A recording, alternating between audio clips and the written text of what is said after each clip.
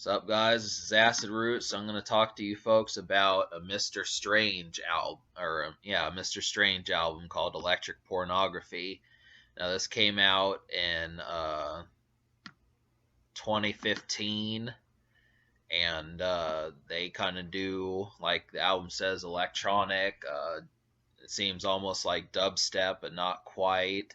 Marilyn Manson styled. If it has a good taste of what like Dragula was like. You know how that's almost electronic. It's kind of a mixture of electronic and rock. I kind of thought that was the main thing. There was, the style is more distinct. I mean, if Marilyn Manson would have kept like the style that they did with the mechanical animals, it'd probably be that's what an abundance of electric pornography winds up being. And I think obviously with the bite of Antichrist Superstar and maybe like the melancholy style of Hollywood, that's kind of the thing. I mean, I do appreciate that. I don't know a ton about this group, but the singer sounds very similar in the cadence and just the way that it just has like this echoing and kind of just real ghoulish feel to it almost. It's attractive, and the way that this album works, it could pass for a horrorcore album almost, which I'm proud of. So, but the thing about this group is it doesn't have an abundance of listeners. So when I looked on Spotify, it said monthly listeners 512. So that tells me that, I mean, that's the reason why they don't have a Wikipedia page, but the fact that they do have an album out and most of the songs on this project are somewhere in the 4-digit range, meaning like 1,500 listens, 2,000 listens, that sort of stuff. It kind of tells you the what for of some of this. Now, Spotify, I wasn't able to find every single one of the most popular songs just because it only goes up to 1,000 listens before it starts counting. You have to have at least that. So, but it to say what this album is, essentially to review something like this, it does feel the path towards becoming crossover versus just being like something that a person who works at Target could do, or someone who works at Walmart or Kmart or a place like that. It's a grocery store that has a job, has enough money to get the production and instrumentation that they need, but still make a living doing like the shows and stuff. So that's kind of the situation. It's not such a bad thing to have that sort of thing out. I would say that these guys are above water, but obviously 500 listens a month, that's what it is. But I'm not complaining. I don't detract this from their score because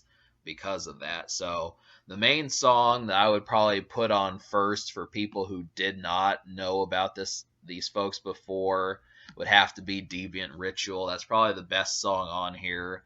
I think, there's probably other folks who would agree with that, but this is the easiest one. Probably the thing with this project, when you compare the electronic beats, it says electronic pornography, but it's probably more like softcore pornography, just because a lot of the electronic sounds on here are not state of the art. I mean, there's like 4 or 5 songs out of 12 or 11 or 13 that are really like top notch electronic feel something. I mean, if Rob Zombie can do this with songs like More Human Than Human, Dragula, and songs like that as often as he can, they at least give you a taste of it, and it kind of happens to be like, the flip side, the B-side type style of music that is good, but, when they start to kind of mellow out and are not trying to capture their attention, it just is not good music. That's like the main thing to it. I mean, there's a lot of songs on here that you're going to think, well, obviously these are passable, but you probably wouldn't play these, beyond a house meeting or a house party or something like that. That's just what it's not club music. I mean, there are songs that reach that point, but most of it is just kind of once again, this is not the worst thing, but when you notice, if you're trying to pay like $22 for it, it's kind of like for this album. So Disco Bitch is the second best song. I mean, that's another one I think probably was released or could be released as a single back then. Same thing. This one has more of a rock feel to it. I think you'll like It's once again just like Mechanical Animals and stuff. But, obviously those are the first two actual songs that you hear. Electric Pornography, the title track is after that, and that's kind of where it starts to get into like shaky territory. I mean, at least those two songs have a good, and they get the vibes going. But uh, after that, it's shown that they need more work to do. And it's not so much the vocals. I mean, that can work, but when it doesn't benefit the track and it doesn't synchronize with it, or the production is just bad, it just makes it for a hard listen. And I don't know if this is actually like a band, like there's someone on guitars and drums and that sort of thing, but um, from the electronic type style to it, it just is. Well, I mean, it has to be a band, but I mean, really, main thing is that just the electronic kind of comes off weaker.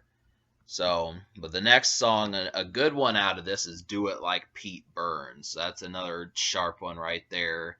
And then I would also say the Fag song.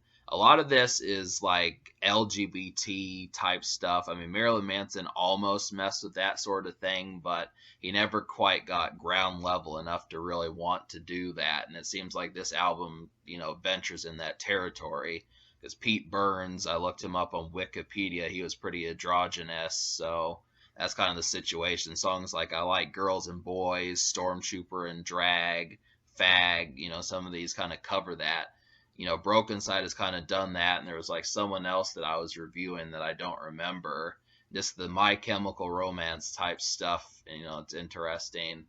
But, Stormtrooper and Drag is the one song that doesn't feel like electronic. I mean, that one comes off as more alternative metal. So it's kind of a breezy song there. Uh, that's basically like an almost song, but Fag is another one that has nice. I mean, that's probably better than, it's not as good as Do It Like Pete Burns, but it's better than the title track. So those are the 5 songs that I would recommend to you. Now, if you go on Spotify and you're just picking the most popular songs, it might correlate, but those are just the ones, and I'll explain that in a little bit. Deviant Ritual, Disco Bitch, title track Electric Pornography, Do It Like Pete Burns, and then Fag. So those are the ones I recommend to you. And Stormtrooper and Drag is an almost song. So basically, all of these songs just kind of come off as like a more sheltered listen of the sort of stuff that you would hear in like just a Marilyn Manson session. You think, okay, if I'm going to listen to Marilyn Manson, but I don't quite want the official stamp that he has, this is like the next best thing. And, obviously the step beneath that, how many steps you feel he's beneath Marilyn Manson kind of depends, but it's really not that bad of a trip or a experience. So that's kind of the situation. But nonetheless, I'm going to give this album a 4 out of 10 or a 4.5, just because, there's a lot of the album cuts that I didn't mention.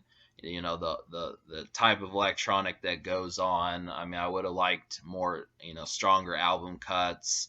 A better sense of like, I mean, because obviously I'd like to hope that Deviant Ritual wasn't like a surprise, like they didn't know that was going to be their best song.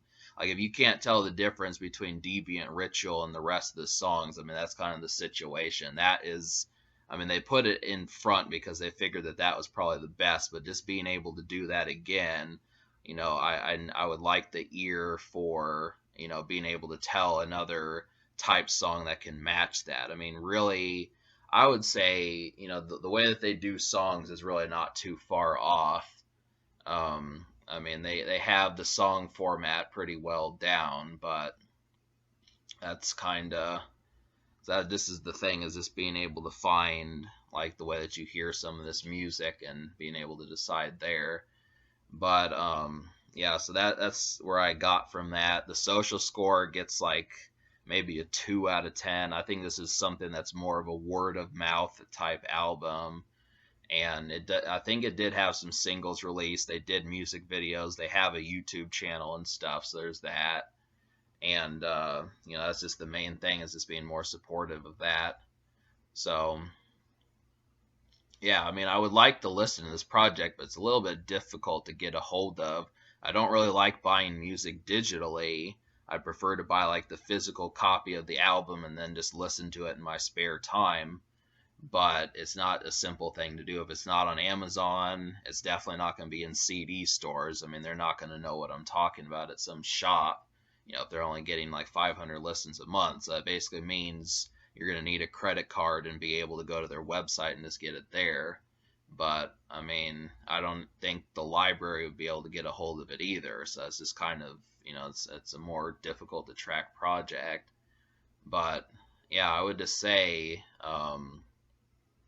as far as this project actually goes, I mean, what's good actually can rival better electronic music. I mean, it rivals bands like Power Man 5000. I mean, they're official, but they haven't quite mastered a perfect album. They can get like 5 or 6 good songs, but these guys are pretty much on par with them, minus like a handful of album cuts. That's the thing. Their album cuts are probably their best songs are probably as good as the worst of Power Man's album cuts, and in some cases maybe their third single or something like that, if they get to that. But that's just the thing. It's in the same ballpark. They're just, when people say there's levels to this shit, just know that it's not that many. That separates Mr. Strange from, like C grade rock nowadays, like Power Man 5000.